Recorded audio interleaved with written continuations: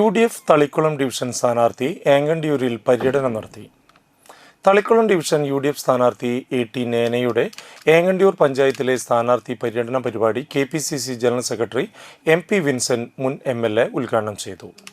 ജില്ലയിൽ CPM BJPയുമായി വ്യാപകമായ തെരഞ്ഞെടുപ്പ് ധാരണയുണ്ടാക്കി കോൺഗ്രസിനെ പരാജയപ്പെടുത്താൻ രഹസ്യ ധാരണയുണ്ടാക്കിയതായി MP വിൻസെന്റ് ആരോപിച്ചു.